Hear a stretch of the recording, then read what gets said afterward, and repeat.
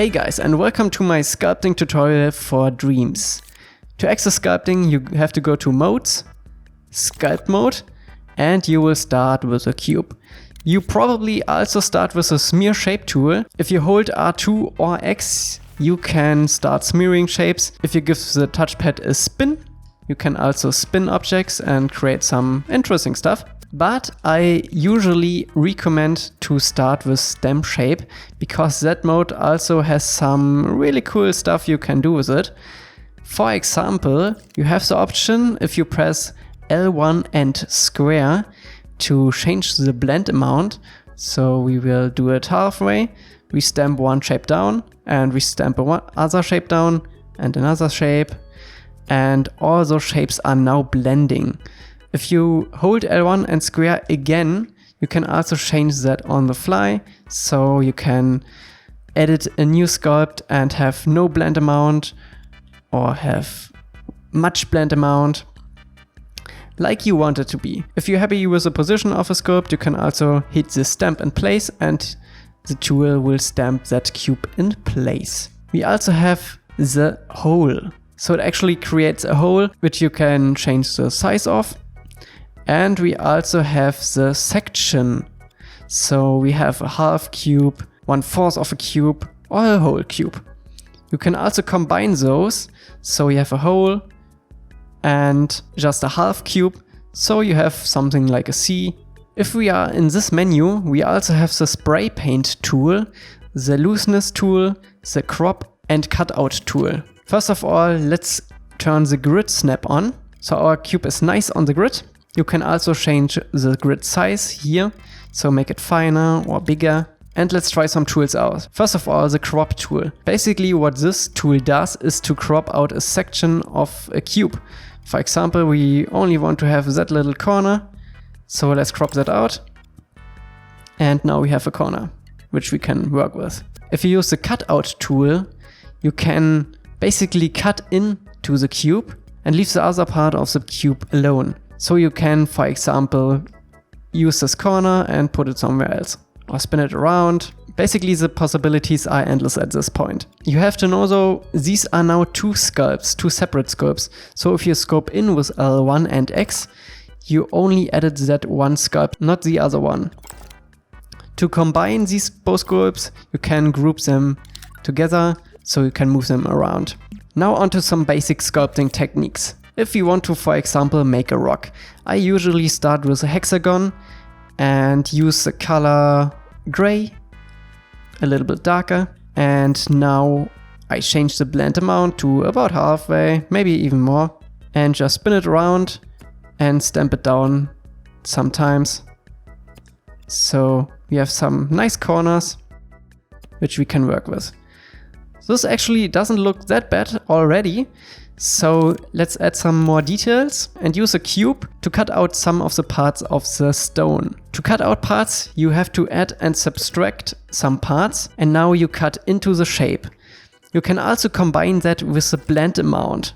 So if you blend that a little bit nicer and use the big side of the cube, you can round some corners up, which doesn't look that good.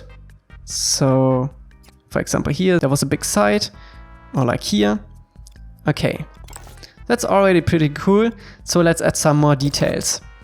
We can use the wedge, for example, to cut in some corners. If you press triangle, you can quickly switch between add and subtract mode, so you cut in. Don't forget to scope into the stone. Now, if you now want to cut into the sculpt, you see this is the color of the triangle that we are actually now using. To change that, you go to the color and select either the same color, like so. And if you don't remember the color, you can also go to the color picker and just go to the shape and press X or R2 to pick the color. And we also get the color this way. I usually go ahead and make the cutouts a little bit darker. You can also change the blend amount a little bit, like this. And so we can make some cutouts.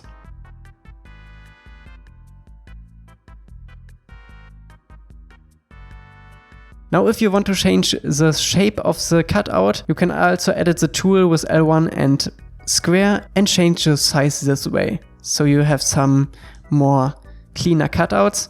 And if you want to use, for example, the tip of this shape, you can also go into the editor with L1 and square and go to the grip point and select the grip point to the tip of this one. And now we go out and we have the tip on our tip of the imp. So we have some cleaner control of the cutouts. This looks already pretty cool. Now we can also use the paint tool to get some more details on it. We select the spray pen tool and maybe another shape.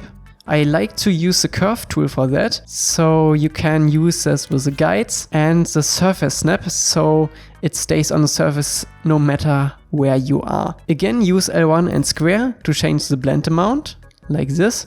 And you can also now change the opacity of the paint. So let's get some color on this. Maybe some darker stone colors, like this. And paint it a bit. Just imagine where dark spots would be and it will all come together. You can also go into the crevices and change the opacity a bit and the soft blend amount and make it a little bit smaller to get here some details in. Alright, now we have a stone. Some more advanced techniques would be to clone it with L1 and R2 and slightly offset it.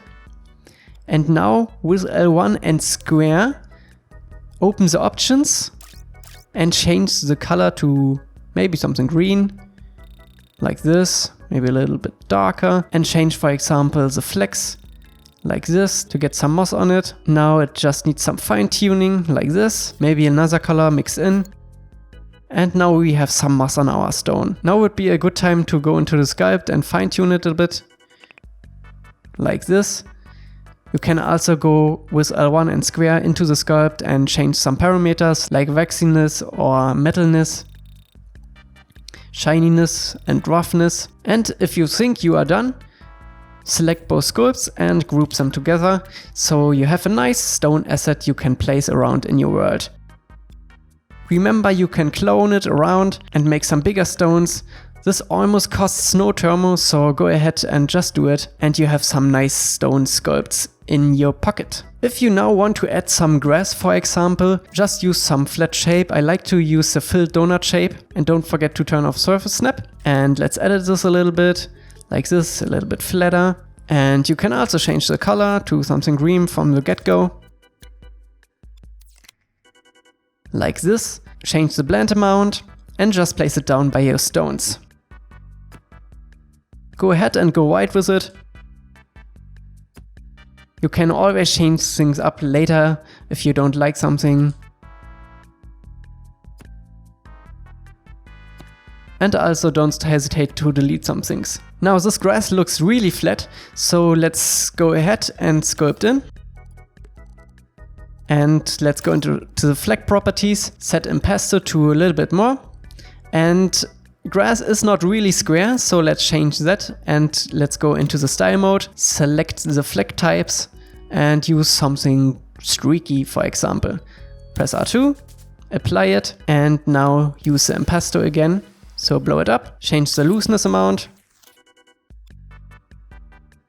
So we actually have some grass, and we also can add some ruffle, so it is a little bit more random. And this looks actually quite good already. So let's add some more details with some other green colors. And we can also use the same technique we used on the rocks and duplicate it, make it a little bit bigger maybe, and change some parameters in that sculpt. For example, the color, to make it a little bit more green or a little bit darker. Now this looks actually really cool now. And if you want to go all out, you can also use the paint mode and add some streaky grass by hand, like this. Don't forget to rotate it. And just place some things down, like this. Okay, that looks cool. Now we have a painting, but those grass humps aren't enough for our little scene. So let's scope in and use the duplicate tool and go through the settings. That looks nice. You can also play around with some settings, so you have some more control over it. and just place it around our stones. Don't forget to duplicate things. That looks nice. You could also go ahead and change some parameters like the opacity so it doesn't look that bad.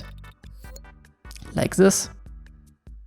And now we have a little scene. Now, if you want to go all out, you can also group everything together and copy it around to create some nice environments.